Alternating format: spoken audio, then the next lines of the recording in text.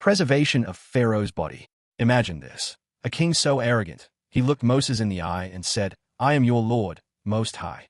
That was Pharaoh of Egypt, drunk on power, convinced nothing could touch him. He chased Moses and his people into the Red Sea. And there, his empire crumbled in a single night. The Qur'an doesn't just tell the story. It issues a chilling prophecy in Surah Yunus, verse 92. "This day we shall preserve your body, so that you may be a sign for those who come after you." Think about that.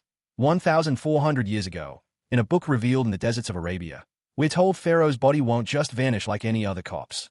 It will stand as proof for later generations. Fast forward. 19th century archaeologists crack open royal tombs deep under the sands.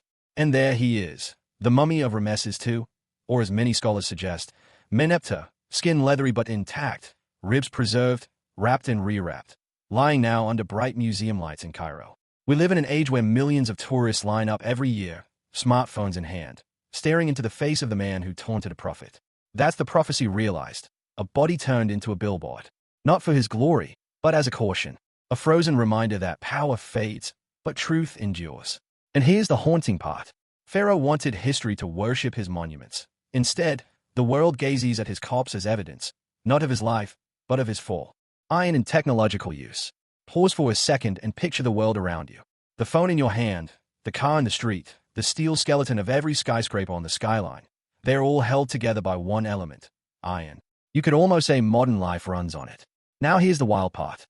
The Qur'an, in Surah Hadid 57:25, calls iron something sent down with mighty strength for human benefit. For a 78th century listener, iron was just a tough rock you hammered into swords and tools. But today, we know iron is literally sent down, formed in supernova explosions, born in the hearts of dying stars, scattered into space, and eventually settling onto Earth. That's cosmic poetry meeting hard astrophysics. Look at history. The Industrial Revolution in the 18th and 19th centuries turned kingdoms into empires on the back of iron. Railways, bridges, ships, machines, all powered by steel. Humanity leapt into the modern age because of one metal. Without it, there's no city skylines, no air travel, no micromachines performing surgery inside your body. Our world would collapse back into wood and stone. So when the Qur'an highlights iron not just as a resource but as a divine gift with mighty strength, it feels prophetic. 14 centuries later, we see just how true that became. Every time you tap on a train rail, step into an elevator, or look up at a tower glowing at night, you're staring at prophecy in motion, an element written into Revelation, now welded into the bones of civilization. Use of fingerprints for identification. Hold your hand up for a second. See those tiny ridges spiraling on your fingertips. To you, they're just skin. To science, they're one of the most powerful ID cards on Earth. No two people, out of billions, share the same pattern. The Qur'an actually drew attention to this detail over 1,400 years ago. In Surah Al-Qiyamah, 75:4, we are able to put together in perfect order the very tips of his fingers. In a time when fingerprints meant nothing, this verse singled them out, as if pointing at a unique signature hidden in plain sight. Fast forward to the 19th century. Sir William Herschel and later Francis Galton discovered fingerprints could identify people with 100% accuracy. By the early 1900s, police forces worldwide used them to solve crimes. Think about that. Your fingertips determine guilt or innocence in courtrooms across the globe. Today, fingerprints don't just solve crimes. They unlock your phone, guard bank accounts, and control your digital life.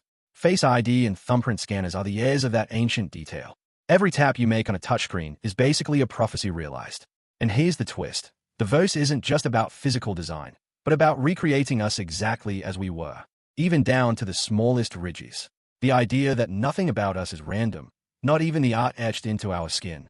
In a world obsessed with verification, that makes your fingertips both a password and a reminder. You are always identifiable, from the very beginning. The defeat of strong nations in the Middle East. History tells us one thing over and over. No empire stays on top forever. The Qur'an echoes this truth, warning of shifting fortunes, that powerful nations rise, and just as surely, they fall. Verses tie it to a divine pattern. These are the days we alternate among the people, 3:140. A reminder that dominance is never permanent. Look at the Middle East in modern history.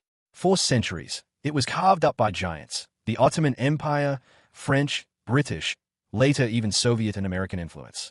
Colonial flags flying over Muslim lands, rulers issuing orders from thousands of miles away. To the world, it seemed absolute, as if these powers would never leave. But within decades, they crumbled. By the mid-20th century, most Muslim-majority regions witnessed independence. The Ottomans, gone. European colonial rule, dismantled. Even modern superpowers struggle to control the region. Costly wars in Iraq, Afghanistan, Syria exposed that raw might cannot secure lasting dominance. The verses unfolded before our eyes, toppled thrones, retreats, withdrawals. And the impact, borders redrawn, new nations born, global politics revolving around this one region. The Middle East became a chessboard that chewed up empires. It proved the Qur'an's point in living color. Strength is temporary, and arrogance meets decline. It's a bitter lesson for every generation. The ones who feel untouchable usually forget history's most reliable prophecy.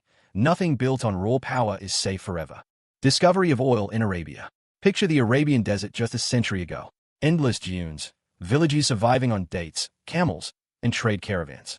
Harsh, barren, forgotten by empires, even mocked as land worthless beneath the sun. Yet the Qur'an describes a land where the earth, once barren and silent, suddenly yields hidden treasures as a sign of God's design. Many scholars see this echoed in one of history's greatest modern discoveries, oil beneath the sands of Arabia. In the early 20th century, black liquid oozed up in places like Dammam, eastern Arabia. What seemed like thick tar turned out to be the fuel of the future. Within decades, Bedouin shepherds became leaders of oil monarchies, and deserts became kingdoms glowing with skyscrapers, airports, and highways. Today, Saudi Arabia alone holds around 17% of the world's proven oil reserves, wealth that literally changed global power structures. Think about it. The lifeblood of modern cars, airplanes, factories, and even plastics, rising out of land once thought unlivable. A barren desert turned into the beating wallet of the world. This wasn't just economics. It was transformation of societies, faith visibility, and geopolitics. From deserts once walked by tribes, Arabia became a hub where oil prices can shake entire economies. Treasures slept under the sands for centuries, until the world was ready, and prophecy felt realized. And here we are, filling our tanks, driving to work, scrolling on oil-era plastics, daily life fueled by treasure foretold. Man-made flight, space exploration. For most of human history, the sky was a ceiling. Birds ruled the air, stars were only admired from afar, and to dream of leaving Earth was pure myth. Yet the Qur'an, in Surah Ar-Rahman, 55-33, makes a bold declaration, O assembly of jinn and men, if you are able to pass beyond the regions of the heavens and the earth, then pass. But you will not pass except by authority. Think about that. A verse revealed in the 7th century, casually describing mankind attempting to break free of Earth's limits, but only by authority, only with a kind of power granted that mortals didn't yet understand. Fast forward, 1903, the Wright brothers take flight for 12 seconds. Just 66 years later, Neil Armstrong steps onto the moon with cameras beaming it live around the globe. Since then, satellites, Mars rovers, rockets docking in orbit, and billionaires racing to space tourism have turned that ceiling into a frontier. Humanity crossing the regions of the heavens and the earth. But notice something, we didn't do it on willpower alone. It required immense authority in physics and engineering, harnessing gravity, chemistry, rocket science, powers humanity discovered but never invented. A divine permission, you could say, written into the laws of creation. And here we are today, looking at Earth from a cupola window on the ISS, or watching videos of astronauts doing flips in zero gravity on our phones. Every rocket launch is a reminder. The prophecy didn't just stay ink on parchment. It roared to life in roaring engines, burning fuel, and the quiet of seeing our fragile blue planet from space. Human ability to see Earth from space. For most of history, humanity's view of the Earth was limited. You could climb a mountain, sail across an ocean, map a continent, but you could never step back and see the whole picture. The Qur'an, though, hints at something bigger. In Surah Fussilat, 41:53, soon we will show them our signs in the horizons and within themselves, until it becomes clear to them that it is the truth. Fast forward to the 20th century. Astronauts strap themselves into rockets, break through the atmosphere, and suddenly, there it is, the Earth. Not as land under your feet, not as scattered maps and books, but as one glowing blue marble floating in the endless dark. That moment even has a name, the overview effect. Many astronauts describe it as the most profound experience of their lives, seeing no borders, no divisions, just one fragile home hanging in the horizon of space. Think about that. We live in an age where this verse feels alive. Signs in the horizons made literal. Unsurvivable desert or lush rainforest, east or west, all of it wrapped in that thin shimmering atmosphere you can hold in a single gaze. And here's the haunting irony. Most of us experience Earth as something ordinary: traffic, errands, rent. But the first humans to stare back at it from orbit often wept, overwhelmed by beauty and fragility. They saw the signs, exactly as promised. The prophecy turned into a photograph your phone wallpaper might casually display. Emergence of skyscrapers in Arabia. Close your eyes and picture Arabia just 150 years ago. Endless dunes, nomadic tribes guiding camels, tents made of goat hair, and shepherds relying on wells for survival. It was one of the harshest, poorest corners of the world. Yet in the prophetic tradition, we're told, the hour will not come until the barefoot, naked shepherds compete in building tall buildings. A line so bizarre in the 7th century that it almost sounded impossible. And now, step into Dubai, Riyadh, Doha. The tallest skyscraper in the world, the Burj Khalifa, over 828 meters high, piercing the clouds, rises not in New York or London but in the very deserts where Bedouins once roamed. Behind it, the Jeddah Tower is planned to cross 1,000 meters, literally a kilometer into the sky. Glass, steel, and neon lights shooting up from sand that knew nothing but tents a few generations back. Shepherds' descendants are no longer herding goats under the sun. They are oil billionaires sketching blueprints for futuristic megacities. Gulf states openly compete to outbuild one another, with skyscrapers as symbols of wealth and prestige, exactly as foretold. It's not just architecture, it's irony. A prophecy laughed at as absurd now gleams on postcards and travel brochures. The desert that once humbled empires has become a skyline carnival, watched by millions on Instagram. And every elevator ride to the top floor feels like riding right into the words of a warning. When shepherds build towers into the heavens, the signs that were once mocked are standing tall in glass and steel. Diseases and plagues affecting humanity in waves. The Qur'an reminds us of how nations before were tested, through famine, turmoil, and waves of disease. Surah Al-Ahqaf 7:130-133 describes how Pharaoh's people were struck with plagues as both punishment and a warning. To a 17th century audience, epidemics were local tragedies, villages wiped out, towns scarred, but the world largely unaware. Now, step into our modern age. In the last century alone, we've watched diseases leap borders overnight. The Spanish flu of 1918 infected a third of Earth's population, killing tens of millions. And more recently, COVID-19 swept across continents faster than planes could even be grounded, locking down cities from New York to New Delhi, the entire globe staring at the same invisible enemy. Never before have we lived through plagues as a shared experience. Billions wearing masks, pharmacies out of stock, daily case counters running like stock tickers. Suddenly, the ancient verses feel eerily current. Afflictions arriving in waves, breaking the illusion of human control. And here's the bitter truth. Humanity in all its technological pride still crumbles before a microbe measured in nanometers. Our skylines can touch the clouds, but one virus can bring them to a halt. In that sense, plagues remain what the Qur'an framed them as, not just sicknesses, but signs. Reminders that strength is fragile, and every era faces humbling trials it cannot outrun. Expansion of the universe. For most of human history, people saw the night sky as something still and fixed, like stars painted on a dark ceiling. In the 7th century, the Qur'an dropped a startling line in Surah Ad-Dariyat 51:47, and the heaven we constructed with strength, and indeed, we are its expander.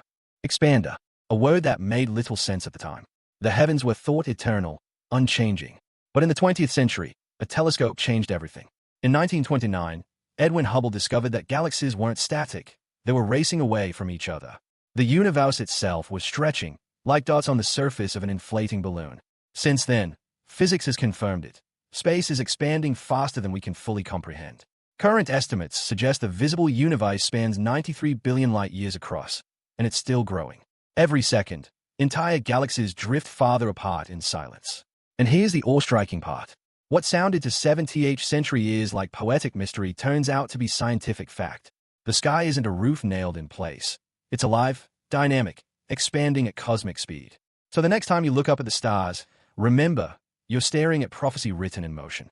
Galaxies fleeing outward, billions of light years away, still obeying a declaration made in Revelation more than 1,400 years ago. Electricity and harnessing of natural forces. Think about your day for a moment. The glow of your phone screen, the fridge humming in your kitchen, streetlights painting the city at night. All of it powered by something invisible, electricity. In Surah Al-Jitr 45:13. The Qur'an declares, and he's subjected to you whatever is in the heavens and whatever is on the earth, all from him. For early listeners, this meant the sun, rain, winds, and fields. But today, the meaning feels even sharper. Because in the modern age, we've learned to harness the very forces of creation themselves. We capture lightning in copper veins and call it electricity. We split atoms and unleash nuclear power strong enough to light entire cities, or destroy them. Solar panels catch photons from a star 93 million miles away and charge your laptop. Even the tides of the ocean are pressed into service. It's staggering when you think about it. Humanity now flips switches and commands forces that were once feared as raw acts of God. Fire, wind, light, radiation, all brought under human control. Yet the verse reminds us, none of it belongs to us. They are gifts subjected for our use, not our ownership. So the next time you scroll under a glowing bulb, sipping coffee from an electric kettle, remember this: we didn't invent power.